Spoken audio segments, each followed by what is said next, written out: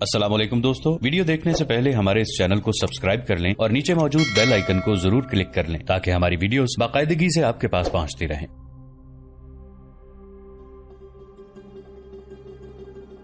اب ان کا یہ حال ہو گیا تھا کہ چند قدم چلتے یا گھوڑے پر سوار ہوتے تو مجروح پھیپھڑوں کا درد ناقابل برداشت ہو جاتا اور سانس لینا مشکل ہو جاتا تھا۔ اس کے باوجود مسنہ نے اپنے عزم، قوت ارادی اور روحانی قوت کو علیل نہیں ہونے دیا تھا۔ وہ اپنے فرائض اور ذمہ داریوں کو یوں معمول کے مطابق ادا کر رہے تھے جیسے جسمانی لحاظ سے وہ تندرست و توانا ہوں۔ انہیں یہ اطمینان تھا کہ فارسیوں کی جنگی قوت کی انہوں نے کمر توڑ دی ہے اور ان کے لڑنے کا جذبہ ختم کر ڈالا ہے، اور اب مدائن کو محاصرے میں لے کر سلطنت فارس کے تابوت میں آخری کیل گاڑ دینی ہے۔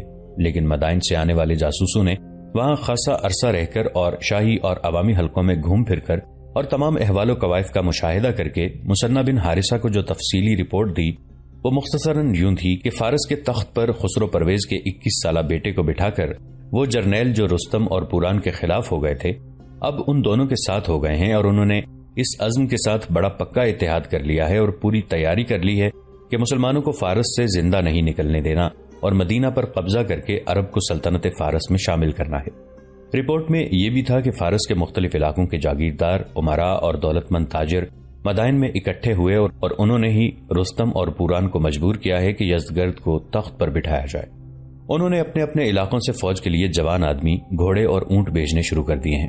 رستم اور دوسرے جرنیلوں نے بڑے زور و شور سے جنگی تیاریاں شروع کر دی ہیں، اور اب کے جو فوج تیار ہو رہی ہے وہ پہلی فوج سے کہیں زیادہ جرری اور دلیر ہوگی، اور یہ بھی کہ جرنیل اب مسنہ کے طریقہ قیادت اور لڑنے کے انداز کے مطابق اپنے جنگی طور طریقوں میں رد و بدل کر رہے ہیں۔ امیر لشکر، ایک جاسوس نے کہا، فارس کی اس فوج کو تیار ہوتے کچھ وقت لگے گا۔ یہ فوج آپ کے سامنے آ گئی تو آپ پریشان ہو کر کہیں گے کہ یہ فوج تو نہیں جسے ہم ہر میدان سے بھگاتے آ رہے ہیں۔ کچھ بندوبست کر لیں، کمک منگوا لیں، اس 3-4 ہزار نفری سے آپ پہاڑ جیسی فوج سے نہیں ٹکرا سکیں گے۔ مسنہ بن حارثہ نے پہلا کام یہ کیا کہ امیر المؤمنین حضرت عمر رضی اللہ عنہ کے نام خاصا لمبا پیغام لکھوایا۔ اس میں انہوں نے مدائن کے بدلے ہوئے حالات اور آنے والے خطرات لکھوائے اور زیادہ سے زیادہ کمک کی درخواست کی۔ یہ پیغام قاصد کو دے کر کہا کہ وہ کم سے کم رکے اور جس قدر ممکن ہو سکے مدینہ پہنچے اور واپس یہاں نہ آئے بلکہ ذی قار آئے۔ قاصد کو بھیج کر مسنہ بن حارثہ نے اپنے لشکر کو تقرید سے کوچ کرا دیا اور ذی قار کے مقام پر جا خیمہ زن ہوئے، کیونکہ یہ جگہ فارس اور عرب کی سرحد پر تھی۔ قاصد کے جانے کے کچھ دن بعد ان کو اطلاعیں ملنے لگی کہ انہوں نے فارس کے جن شہروں اور قصبوں کو فتح کر لیا تھا وہاں کے لوگ سرکشی اور بغاوت پر اتر آئے ہیں۔ وہاں مسنہ نے شہری انتظامات کے لیے جو عمال مقرر کیے تھے ان میں بعض بھاگ آئے اور کچھ مقامی لوگوں کے ہاتھوں قتل ہو گئے۔ یہ بغاوت ان علاقوں کے جاگیردار اور امراء وغیرہ کروا رہے تھے۔ اس طرح مفتوحہ علاقے مسلمانوں کے ہاتھ سے نکل گئے۔ مسنہ بن حارثہ نے اپنے سالاروں سے کہا کہ وہ دن رات دور دور تک گشتی ٹولیاں بھیجا کریں۔ فارسی کسی بھی روز حملہ کر دیں گے، ہمیں فارس کی فوج کی آمد کی اطلاع قبل از وقت مل جائے تو ہم کچھ نہ کچھ مقابلہ کر سکیں گے، اگر نہ کر سکے تو اپنی سرحد قریب ہے، پیچھے ہٹ جائیں گے اور قریب سے ہی مدد بھی مل جائے گی۔ حضرت عمر رضی اللہ عنہ تک قاصد پہنچا تو پیغام پڑھ کر امیر المؤمنین اتنے پریشان نہ ہوئے جتنے قاصد کی زبانی یہ سن کر گھبرائے کہ مسنہ بن حارثہ کا زخم خراب ہو چکا ہے اور لگتا ہے کہ یہ زخم ان کی جان لے کر رہے گا۔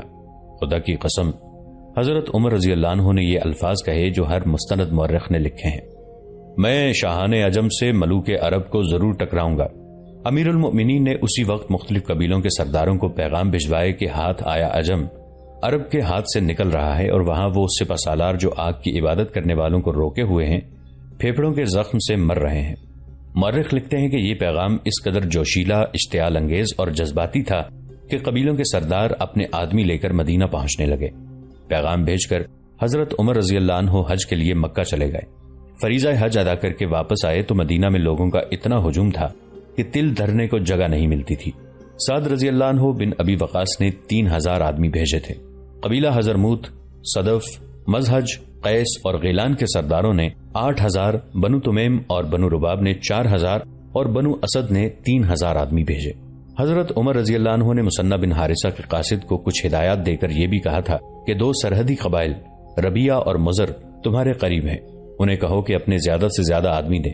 یہ لشکر اتنا بڑا ہو گیا اور اس لشکر کی نوعیت ایسی تھی کہ حضرت عمر رضی اللہ عنہ خود اس کے سپہ سالار بن گئے اور لشکر کو ساتھ لے کر مدینہ سے 3 میل دور سرار کے مقام پر رک گئے۔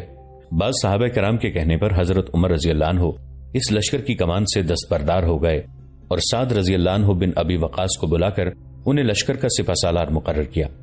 یہ تفصیلات اس داستان ایمان کے اگلے باب میں پیش کی جائیں گی۔ یہاں ایک بہت ہی افسوسناک حادثے کا بیان کرنا ضروری معلوم ہوتا ہے۔ حادثہ یہ ہوا کہ ذی قار میں ایک رات مثنہ بن حارثہ کی تکلیف اس قدر بڑھ گئی کہ سانس رکنے لگا۔ طبیبوں نے بہت جتن کیے مگر مثنہ پر نزع کا عالم طاری ہو گیا۔ سلمہ ان کے پاس موجود تھی۔ مثنہ کے بھائی معنہ بھی وہیں تھے۔ معنہ مثنہ نے بڑی مشکل سے کہا، میرا وقت آن پہنچا ہے، میری وصیت سن لو۔ میری جگہ جو سپہ سالار آئے اسے بتا دینا، فارسیوں سے اس وقت نہ لڑنا جب وہ یکجا ہوں۔ ان کے علاقوں کے اندر جا کر بھی ان سے لڑنا ٹھیک نہیں۔ ان کی سرحد پر رہ کر ان کو اور کمزور کرو۔ اگر تم ان پر غالب آ جاؤ تو آگے بڑھو، اگر وہ تم پر غالب آ جائیں تو پیچھے ہٹ جاؤ، سرحد میں آ جاؤ۔ ہمارے صحرائی راستوں سے عربی واقف ہیں، اجمی نہیں۔ وہ تمہارے پیچھے آئیں گے تو نقصان اٹھائیں گے، پھر تم پلٹ کر ان پر حملہ کر سکتے ہو اور پھر تم ان پر غالب بھی آ سکتے ہو۔ یہ وصیت کرتے کرتے مثنہ بن حارثہ کو ہلکی سی ہچکی آئی اور وہ اپنے پیچھے شجاعت کی بے مثال داستانیں چھوڑ کر شہید ہو گئے۔ مثنہ بن حارثہ کی شہادت معمولی واقعہ نہیں تھا۔ مثنہ ایسے وقت شہید ہوئے تھے جب وہ فارس کے اندر خیمہ زن تھے اور ان کے ساتھ مجاہدین کا جو لشکر تھا اس کی تعداد 4000 کے لگ بھگ تھی۔ 2 مورخوں نے تعداد 5000 لکھی ہے۔ ادھر مدائن سے جاسوس اطلاع لائے تھے کہ وہاں اتنی بڑی فوج تیار ہو رہی ہے جو خود فارس والوں نے پہلے بھی نہیں دیکھی تھی۔ ممکن ہی نہیں تھا کہ یہ 4-5 ہزار مجاہدین اتنی بڑی فوج کا، جس کے پاس ہاتھی بھی تھے، مقابلہ کر سکتے۔ انہیں پسپا ہونا تھا یا جم کر لڑنے کی صورت میں ایک ایک کو شہید ہونا تھا۔ اپنے لشکر کو بچانے کے لیے مثنہ ذی قار کے مقام پر لے آیا تھا۔ یہ مقام عرب کی سرحد کے قریب تھا۔ دوسری اور سب سے زیادہ تشویشناک صورت یہ پیدا ہو گئی تھی کہ مفتوحہ شہروں اور قصبوں میں بغاوت ہو گئی تھی اور ان علاقوں پر مسلمانوں کا کنٹرول ختم ہو گیا تھا۔ مثنہ بن حارثہ ہی ان علاقوں میں اپنی عملداری بحال کر سکتے تھے، لیکن اس کے لیے جنگی قوت درکار تھی۔ مدینہ سے کمک کی بروقت آمد نہیں آئی تھی۔ کمک بروقت آ جانے کی صورت میں بھی یہ یقین نہیں تھا کہ کمک کافی ہوگی۔ مثنہ نے کمک کے لیے ایک قاصد مدینہ بھیج دیا تھا اور مدینہ سے کمک چل بھی پڑی تھی، لیکن مثنہ اور ان کے لشکر کو معلوم نہیں تھا۔ مجاہدین پر ہر وقت ہیجان اور پریشانی کی کیفیت طاری رہنے لگی تھی۔ انہیں اپنے وہ ساتھی یاد آتے تھے جو فارس کی لڑائیوں میں شہید ہوئے تھے۔ مجاہدین اکٹھے بیٹھتے تو اپنے شہیدوں کی باتیں کیا کرتے تھے۔ کیا یہ خون اور اتنی جانوں کی قربانی رائے گاں جائے گی؟ کیا ہم اپنے ساتھیوں کو آتش پرستوں کی زمین میں دفن کرنے کے لیے لائے تھے؟ روز محشر ہم ان ساتھیوں کو کیا جواب دیں گے؟ ہم زندہ رہے تو شہیدوں کی روحیں ہمیں شرمسار کرتی رہیں گی۔ اللہ اللہ تو ہی ہے، ہماری نہیں تو ان شہیدوں کی لاج رکھ لے۔ ہم بھاگیں گے تو نہیں، انتقام لیں گے، شہیدوں کے خون کے ایک ایک قطرے کا انتقام لیں گے۔ پرعزم باتیں، اللہ کی مدد کی دعائیں، انتقام انتقام اور ان جذبوں پر پڑتے تشویش اور بے یقینی کے سائے کہ نہ جانے صبح جاگیں تو حالات کیا رنگ دکھا دیں۔ ان دگرگوں حالات میں سپہ سالار مثنہ بن حارثہ شہید ہو گئے۔ اس وقت طبیب کے علاوہ مثنہ کی بیوہ سلمہ اور مثنہ کے بھائی معنہ ان کے پاس موجود تھے۔ سلمہ پر سناٹا طاری تھا۔ اس کی نظریں مثنہ کے چہرے پر جمی ہوئی تھیں، جیسے انہیں یقین نہ آ رہا ہو کہ ان کا عظیم شوہر انہیں چھوڑ کر اللہ کے پاس پہنچ چکا ہے۔ میاں بیوی کی آپس کی محبت کا یہ عالم تھا کہ سلمہ میدان میں بھی مثنہ کے ساتھ رہتی تھی۔ خامد ہونے کے علاوہ مثنہ سپہ سالار تھے اور سپہ سالار بھی خالد رضی اللہ عنہ بن ولید کے پائے گئے۔ رومیوں کو خالد رضی اللہ عنہ نے اور فارسیوں کو مثنہ نے گھٹنوں پر بٹھا دیا تھا۔ سلمہ بیوی ہونے کے علاوہ عرب کی ایک مسلمان خاتون بھی تھی، مجاہدہ بھی تھی۔ سپہ سالار کی بیوی ہونے کی وجہ سے فن حرب و ضرب کی بھی سوجھ بوجھ رکھتی تھی۔ اسے معلوم تھا کہ مثنہ کے بعد اس لشکر میں کوئی ایک بھی سالار نہیں جو سوائے پسپائی کے کچھ اور سوچنے کی اہلیت رکھتا ہو۔ سلمہ یکلخت بیدار ہو گئیں اور انہوں نے معنہ کی طرف دیکھا۔ معنہ، سلمہ نے مثنہ شہید کے بھائی سے کہا، تمہارا بھائی نہیں رہا، میرا شوہر نہیں رہا، لیکن یہ وقت ماتم کا نہیں۔ اسلام ایک ایسے سپہ سالار سے محروم ہو گیا ہے جو فارس کو سلطنت میں شامل کرنے اور فارسیوں کو اسلام سے روشناس کرانے کے لیے گھر سے نکلا تھا۔ کیا تم نہیں جانتے کہ یہ مثنہ ہی تھا جس نے خلیفہ اول ابو بکر صدیق رضی اللہ عنہ کو اکسایا تھا کہ فارس پر فوج کشی کی جائے؟ ہاں سلمہ، معنہ نے کہا، مجھے یاد ہے۔ اب بتاؤ کیا کیا جائے؟ لشکر کو پتہ چلا تو سب بددل ہو جائیں گے۔ یہ بھی ہو سکتا ہے کہ کچھ لوگ یہ سوچ کر واپس چلے جائیں کہ مثنہ کے بعد فتح کی امید نہیں۔ کیا مثنہ کی وفات لشکر سے پوشیدہ رکھی جائے؟ نہیں، سلمہ نے کہا، یہ خبر پوشیدہ رکھنا اچھا بھی نہیں۔ ممکن بھی نہیں۔ رات آدھی گزر چکی ہے، لشکر گہری نیند سویا ہوا ہے۔ صبح فجر کی نماز کے بعد مجاہدین کو جانے نہ دینا، مجھے بلا لینا۔ سب کو معلوم ہے کہ سپہ سالار کو زخم نے اتنا معذور کر دیا ہے کہ وہ خیمے میں نماز پڑھتے ہیں۔ فجر کی نماز کی امامت مؤنہ بن حارثہ نے کی۔ جب سے مثنیٰ معذور ہوئے تھے، امامت کے فرائض مؤنہ ادا کرتے تھے۔ مثنیٰ رکوع اور سجدے میں تکلیف محسوس کرتے تھے۔ لشکر میں سے کسی نے بھی محسوس نہ کیا کہ مؤنہ کی آواز دبی دبی سی ہے اور ان کی قرات میں سوز پہلے سے کچھ زیادہ ہے، اور دعا کے بعد مجاہدین اٹھنے لگے تو مؤنہ اٹھ کھڑے ہوئے۔ رک جاؤ میرے رفیقو، مؤنہ نے کہا، آج کی صبح ہمارے لیے کوئی اچھی خبر نہیں لائی۔ مؤنہ کی آواز رقت میں دب گئی۔ ہمیں سپہ سالار مثنیٰ بن حارثہ کی صحت کی خبر سنا۔ لشکر میں سے ایک آواز اٹھی، کیا ان کا زخم کچھ ٹھیک ہوا ہے؟ نہیں، مؤنہ نے کہا۔ اسی زخم کو اپنے سینے میں لیے مثنیٰ بن حارثہ آج رات اللہ کے حضور چلا گیا ہے۔ مجاہدین کی خسر پسر یکلخت خاموش ہو گئی۔ سناٹا طاری ہو گیا، پھر یہ سناٹا سسکیوں اور پھر ہچکیوں سے لرزنے لگا، اور پھر مجاہدین کی دھاڑیں نکل گئی۔ مثنیٰ نہیں مر سکتا، یہ ایک عیسائی کی آواز تھی۔ مثنیٰ موت کو بھی شکست دے سکتا ہے۔ ہاں، مثنیٰ نہیں مر سکتا، یہ سلمہ کی آواز تھی جو ایک درخت کے پیچھے سر سے پاؤں تک چادر میں لپٹی کھڑی تھی۔ سامنے آ کر اس نے بلند آواز سے کہا، تم نے ٹھیک کہا ہے، مثنیٰ موت کو بھی شکست دے سکتا ہے۔ وہ جو مر گیا ہے وہ مثنیٰ کا جسم ہے۔ ہم اس جسم کو دفن کر دیں گے لیکن مثنیٰ کو اپنے ساتھ رکھیں گے۔ مجاہدین اسلام، تم مثنیٰ کی خاطر گھروں سے نہیں نکلے تھے، تم اللہ کے حکم سے یہاں آئے تھے۔ مثنیٰ کی موت کا سب سے زیادہ دکھ اور غم مجھے ہونا چاہیے۔ وہ میری زندگی کا رفیق تھا، لیکن یہ وقت غم سے نڈال ہونے کا نہیں۔ مثنیٰ کو اپنے سینوں اور اپنے جذبوں میں زندہ رکھو۔ تم سب مثنیٰ ہو، ایک آدمی کی موت سے سب نہیں مر جایا کرتے۔ رسول اللہ صلی اللہ علیہ وآلہ وسلم ہم سے جدا ہو گئے تھے تو کفار نے خوشیاں منائی تھیں کہ اب اسلام بھی مر جائے گا۔ ارتداد کا وہ طوفان اٹھا کہ لگتا تھا یہ روکا نہیں جا سکے گا، لیکن خلیفہ اول نے روک کر دکھایا۔ کیا اس طوفان کو روکنے والے تم نہیں تھے؟ تم میں وہ مجاہدین موجود ہیں جنہوں نے مرتدین کے سر کچل دیے تھے۔ میں دیکھ رہی ہوں کہ ان میں سے کئی ایک آج تمہارے ساتھ ہیں۔ کمک آ رہی ہے، ہمت نہ ہار بیٹھنا۔ کیا تمہیں مثنیٰ کا بھائی مسعود یاد نہیں رہا؟ زخم کھا کر گرنے سے پہلے اس نے کہا تھا کہ اے فرزندان بنو بکر بن وائل، اپنا پرچم بلند رکھو، اللہ تمہیں بلند رکھے گا۔ خبردار، میری موت سے ہراساں اور بے دل نہ ہو جانا۔ پھر مسعود شہید ہو گیا تھا اور مثنیٰ نے اعلان کیا تھا کہ میرا بھائی مارا گیا تو کوئی غم نہیں، غیرت مند اسی طرح جانے دیا کرتے ہیں۔ تمہارا پرچم نہ جھکے۔ آج میں تم سے یہی بات کہہ رہی ہوں۔ اسے مثنیٰ اور مسعود کی وصیت سمجھو کہ غیرت مند اسی طرح جانے دیا کرتے ہیں۔ تمہارا پرچم نہ جھکے۔ اپنے آپ میں مثنیٰ کا یہ جذبہ پیدا کرو کہ اس نے اپنے زخم کی پرواہ نہ کی اور لڑتا رہا اور غیرت مندوں کی طرح اپنی جان دے دی۔ ہم بھی غیرت مندوں کی طرح جان دیں گے، لشکر میں سے کسی مجاہد نے نعرہ لگانے کے انداز سے کہا۔ اس کے ساتھ ہی پورا لشکر جوشیلے نعروں سے پھٹنے لگا۔ یہ تو جوش و خروش تھا جس میں جذباتیت کی جھلک نمایاں تھی، اور اس میں مثنیٰ بن حارثہ کی زوجہ کا غم تو خاص طور پر نمایاں تھا۔ جہاں تک حقیقت کا تعلق ہے وہ اپنی جگہ اٹل تھی۔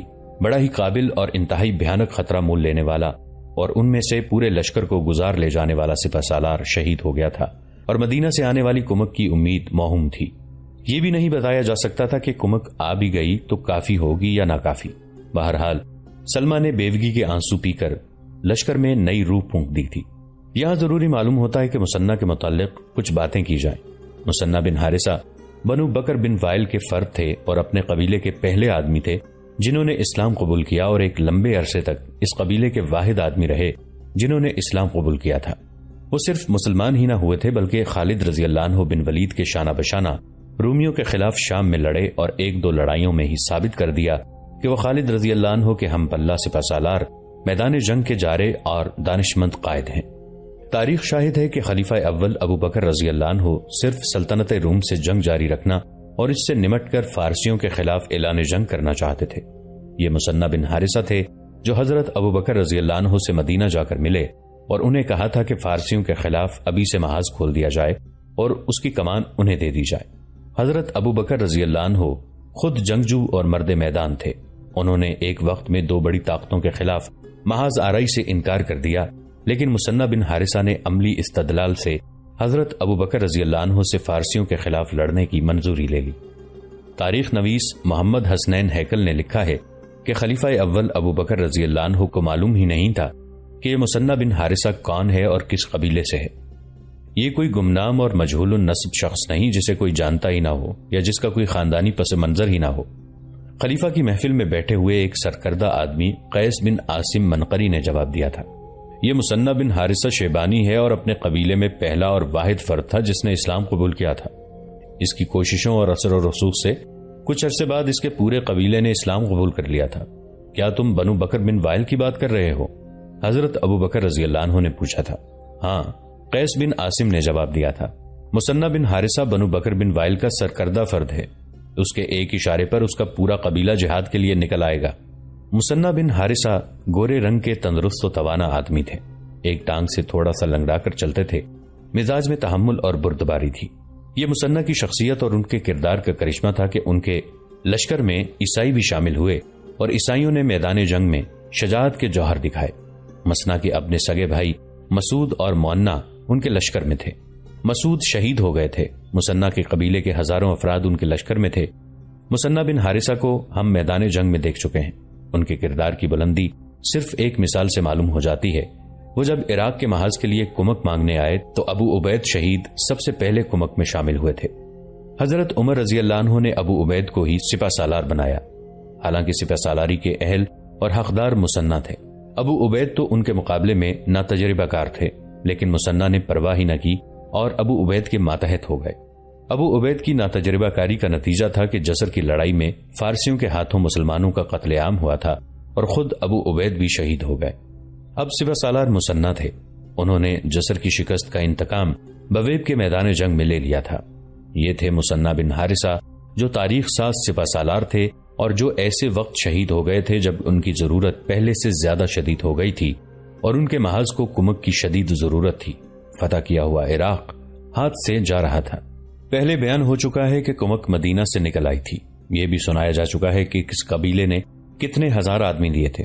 یہ تو قبیلوں کی دی ہوئی اجتماعی کمک تھی۔ فردن فردن جو لوگ اس کمک میں شامل ہوئے کم و بیش 1,500 تھے۔ اب ہم اس کمک کے متعلق تفصیلات کا بیان ضروری سمجھتے ہیں۔ امیر المؤمنین حضرت عمر بن خطاب رضی اللہ عنہ کو اطلاع ملی کہ مثنی بن حارثہ کو کمک کی ضرورت ہے اور اگر کمک نہ ملی تو فارس کے تمام مفتوحہ علاقے ہاتھ سے نکل جائیں گے۔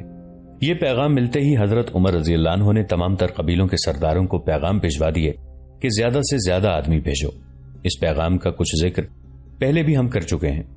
اس میں حضرت عمر رضی اللہ عنہ نے یہ بھی کہا تھا کہ جو کوئی لڑنے کے قابل ہے اور جس کے پاس ہتھیار اور گھوڑا ہے وہ مدینہ پہنچ جائے۔ پیغام ایسا تھا کہ مسلمان جوق در جوق مدینہ میں اکٹھے ہونے لگے۔ علامہ شبلی نعمانی ابو حنیفہ اور طبری کے حوالے سے لکھتے ہیں کہ محاذ پر جانے کے لیے جو لوگ مدینہ میں آئے ان میں رئیس، تاجر بھی، شاعر اور مسجدوں کے امام بھی، بڑی مسجدوں کے خطیب بھی اپنے ہتھیار اور گھوڑے ساتھ لے کر آ گئے تھے۔ حضرت عمر رضی اللہ عنہ نے دیکھا کہ یہ لشکر تو بہت بڑا ہے۔ دوسرا پہلو اس لشکر کا یہ تھا کہ معاشرتی طور پر اعلیٰ حیثیتوں اور رتبوں کی شخصیتیں سپاہی بن کر لڑنے کے لیے آ گئی تھیں۔ ان میں سے چند ایک صحابہ کرام بھی تھے اور مرحوم اور شہید صحابہ کرام کے بیٹے بھی تھے۔ حضرت عمر رضی اللہ عنہ خلیفہ تھے لیکن وہ اس لشکر کے سپہ سالار بن گئے۔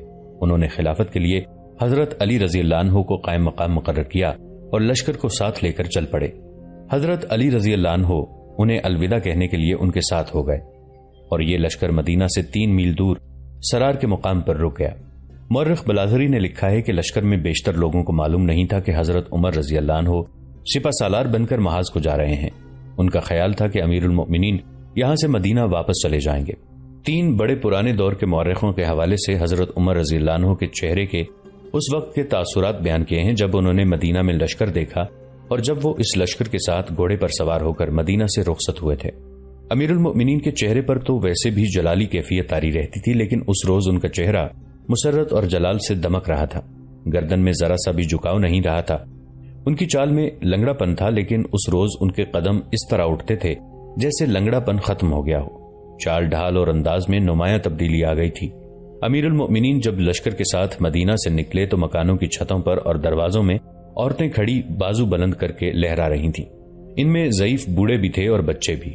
امیر المؤمنین حضرت عمر رضی اللہ عنہ مدینہ سے تھوڑی دور جا کر رک گئے اور گھوم کر شہر کی طرف دیکھا۔ ہاتھوں اور بازوؤں کا ایک جنگل تھا جو لہرا رہا تھا۔ دوستو، آج کے لیے اتنا ہی۔